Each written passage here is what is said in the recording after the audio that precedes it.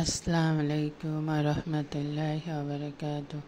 প্রিয় দিনী মুসলমান ভাই ও বোনেরা, আজকাল আমাদের সমাজে অনেকে আছে যারা ঘুমের মধ্যে খারাপ স্বপ্ন দেখে, খারাপ অনেক কিছু দেখে, যা দেখে সে অনেক পেরেশানি থাকে, দুশ্চিন্তাগ্রস্ত থাকে।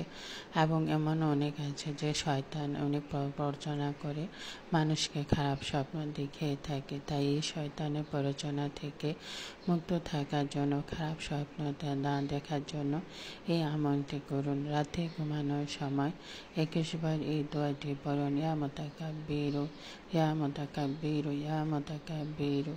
এই দোয়াটি 21 বার পরে রাতে ঘুমান, ইনশাআল্লাহ দেখবেন আপনি খারাপ স্বপ্ন থেকে দূরে থাকছেন এবং খারাপ স্বপ্ন দেখবেন না। শয়তানও আপনাকে খারাপ স্বপ্ন দেখাতে পারবে না।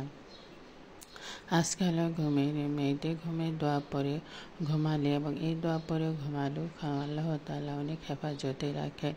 অনেক সময় আছে যা দ্বারা শয়তান মানুষকে দুশ্চিন্তায় ফেলে দেয়, খারাপ স্বপ্ন দেখিয়ে দুশ্চিন্তায় ফেলে দেয় এবং পেরেশানিতে ফেলে দেয়, যাতে মানুষ সুখে শান্তিতে বসবাস করতে না পারে।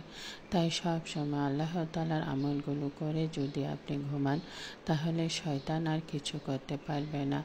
এবং 5 ওয়াক্ত নামাজ আদায়ের মাধ্যমেও আমরা এই সকল থেকে রক্ষা পেতে পারি।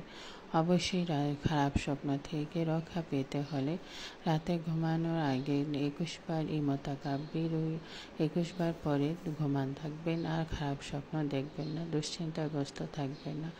অবশ্যই আপনাকে 5 ওয়াক্ত নামাজ আদায় করতে হবে এবং আল্লাহর উপর ভরসা ও ধৈর্য থাকতে হবে।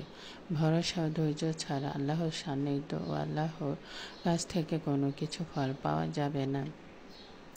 শয়তান আমাদের সবসময় আল্লাহর আমলগুলো করার জন্য বাধা দেয় এবং আমাদেরকে দূরে রাখে। তাই এই সকল আমলগুলো করে আল্লাহর সান্নিধ্য লাভ করুন।